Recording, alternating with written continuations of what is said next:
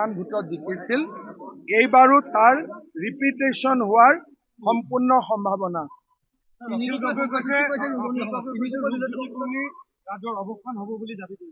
অখিল গগৈয়ে বহুত বছৰৰ পৰাই ৰূপজ্যোতি কৰ্মীক টাৰ্গেট কৰিব লাগে হিমন্ত বিশ্ব শৰ্মা, টাৰ্গেট কৰিব লাগে পীযুষ হাজৰিকাক, টাৰ্গেট কৰিব লাগে ৰঞ্জিত দাসক, টাৰ্গেট কৰিব লাগে চন্দ্ৰমোহন পাটোৱাৰীক, বিচাৰি বিচাৰি ৰূপজ্যোতিকে পায়।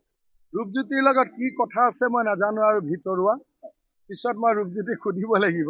অখিল গগৈৰ সদায় টাৰ্গেটটো ৰূপজ্যোতি, কাৰণটো কি মই বুজি নাপাওঁ। বোলে হিতেন গোস্বামীক হৰুৱাম, বোলে আমি সুশান্ত বৰগোহাঁইক হৰুৱাম, ওচৰতে শিৱসাগৰত সুশান্তক টাৰ্গেট নকৰে, তাকো টাৰ্গেট নকৰে, খালি ৰূপজ্যোতিক টাৰ্গেট কৰে।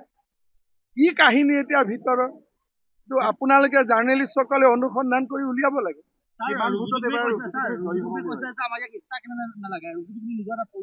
ৰূপজ্যোতি কৰ্মীক ষ্টাৰ কেম্পেইনাৰ নালাগে। আৰে মোকতো মোৰ কাৰণে ভোট লাগে না, মই মুখ্যমন্ত্ৰী হ'ব লাগে না, মইতো ৰাইজৰ আশীৰ্বাদ বিচাৰিমেই। এইটো ইলেকশ্যন ৰূপজ্যোতিৰ লগতে মোৰো ইলেকশ্যন হয় নহয়, ৬৩খন জিকিলেহে চৰকাৰ হ'ব।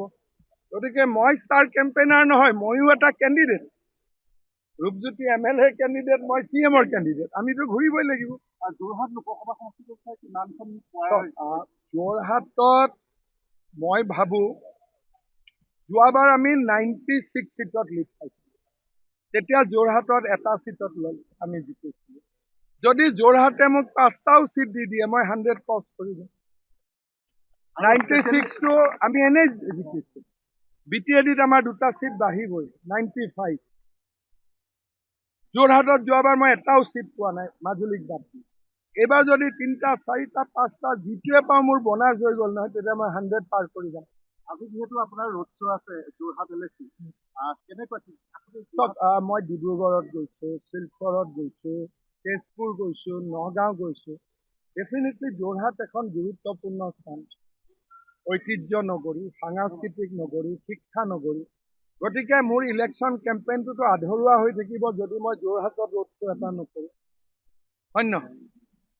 কাৰণ গোটেই কেইখন মই অহাকালি পৰহি মই তেজপুৰত যাম, গুৱাহাটীত কৰিছোঁ, তেজপুৰ, ডিব্ৰুগড়, নগাঁও, তিনিচুকীয়া, এই গোটেইবিলাকত যদি কৰি মই যোৰহাটত নকৰোঁ, সেইটোতো কেতিয়াও গ্ৰহণযোগ্য হ'ব নোৱাৰে। আল্টিমেটলি অসমৰ বৌদ্ধিক ৰাজধানী বুলি আমি যোৰহাটক কওঁ। সেইকাৰণে আজি আমি যোৰহাটত ৰোড শ্ব' কৰি ৰাইজৰ পৰা আশীৰ্বাদ বিচাৰিম। BBC-ৰ অসমত কি এইবোৰ আপোনালোক নাই নেকি? যেতিয়া আপোনালোক নোহোৱা হ'ব তেতিয়া মই BBC-ৰ লগত কথা পাতিম। जब असम का मीडिया खत्म हो जाएगा तब मैं BBC से बात करूंगा। जब आप लोग हैं, मैं क्यों BBC से बात करूं? इलेक्शन तो BBC वोट देगा क्या मुझे? कोई BBC असम का गांव में कोई देखता है क्या? तो ये सब सोचता है कि मुझे डरवाएगा। ये मैं डरने वाला मैं नहीं हूँ। सब মইতো আৰু ভগৱান নহয়, কিন্তু মানুহৰ যিটো উৎসাহ, সিদিনাখন বৈশাহাবীত উদ্যমিতা বিলাওঁতে ইমানেই মানুহ, কিবা এটা স্কিম দিওঁতে ইমান অহা আৰু বিনা স্কিমত অহা, একেটাই জেগা একেটাই পেণ্ডেল, একেবোৰ মানুহ, সিদিনাখন ইমান উৎসাহো নাছিল।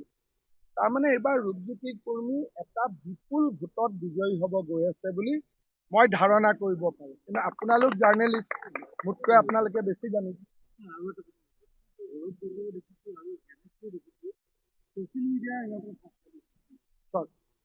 গৌৰৱ গগৈ ছ'চিয়েল মিডিয়াই সহায় কৰিব খোজে, পাৰা নাই। গৌৰৱ গগৈয়ে মানুহৰ পৰা সহায় বিচাৰে, মানুহে দিয়া নাই।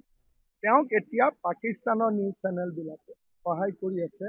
সদায় এটা পাকিস্তানৰ নিউজ চেনেলত টক শ্ব' হয় অসমৰ ইলেকশ্যনৰ ওপৰত গৌৰৱ গগৈক ছাপোৰ্ট। গতিকে মই ভাবোঁ যে গৌৰৱ গগৈয়ে আমাক উত্তৰ দিব লাগে যে আপোনাৰ পাকিস্তানত কিয় আপোনাৰ বিষয়ে আলোচনা, ঠিক কৈছোঁ নে? আৰু একোটো নাই। অখিল গগৈ সন্দৰ্ভত আপোনাৰ লাষ্ট, অখিল গগৈ হ'ল চুমা বাবা, গতিকে মৰিয়নিখন চুমা বাবা নবনাব। ৰাতি নহয়, অখিল গগৈয়ে মোক মাহত 10ৰ পৰা 15 বাৰ ফোন কৰে। যিদিনাখন এলায়েন্স হৈছে তাৰ আগদিনাখনে মোক পীযুষক 10 মিনিট আমাৰ লগত কথা পাতি সুখ দুখৰ কথা ভাল বেয়া ৰাজনীতিৰো কথা পাতে, কি হ'ব কি নহ'ব। এটা পাৰ্চনেল টাচ আছে, কিন্তু তেওঁ কেতিয়া কি কৰে একো ঠিক নাই। এই মাত্ৰই যদি লাইভত হাঁহে অলপ পিছতে কান্দি, অলপ পিছতে ক'বা জহনী এনেকে মানুহৰ গালি গালাজ কৰে। সেইকাৰণে মই ভাবো অখিল গগৈক চিৰিয়াছ ট্ৰিটমেণ্টৰ প্ৰয়োজন। কেনেকে আনিব পাৰে? নৰেন্দ্ৰ মোদী তেওঁৰ ককাই নে হিমন্ত বিশ্ব শৰ্মা তেওঁৰ ভাই? ৰংঘৰ প্ৰকল্পত টকা যদি পাকিস্তান গভৰ্ণমেণ্টে দিছে, ডেফিনেটলি তেওঁলোকে আনিছে। যদি ভাৰত চৰকাৰ অসম চৰকাৰে দিছে, তেতিয়াহ'লে তেওঁ নৰেন্দ্ৰ মোদী বা হিমন্ত বিশ্ব শৰ্মাৰ ভাই ককাই কিবা এটা হ'ব লাগিব, হয় জানো? যদি 190ৰ পৰা 100খন পায়, তেতিয়াতো তিনি গগৈৰ যি মিত্ৰজোঁট তিনি গগৈ মানে আমাৰ তিনি গগৈটো বেছি ষ্ট্ৰং হৈ গ'ল। চক্ৰ গগৈ, হিৰণ গগৈ, তৰংগ গগৈ, আমাৰ বস্তুটো বেছি ষ্ট্ৰং হ'ব। লগত আকৌ দিহিঙীয়া এজনো আছে, দিহিঙীয়া ৰজা আছিলে, আকৌ বৰগোহাঁই এজনো আছে, ময়ূৰ বৰগোহাঁই। গতিকে আমাৰ গ্ৰুপটো বহুত বেছি ডাঙৰ হৈ গ'ল, সেইকাৰণে তেওঁলোকে নোৱাৰিলে। আৰু এতিয়া পাৰাৰ সময় নাই, 2-3 দিন আছে আৰু ক'ত বদলিব। চুইপ ডিব্ৰুগড়, তিনচুকীয়া, গোলাঘাট, লখিমপুৰ, ধেমাজি, হৰ চিট আমি জিকিম।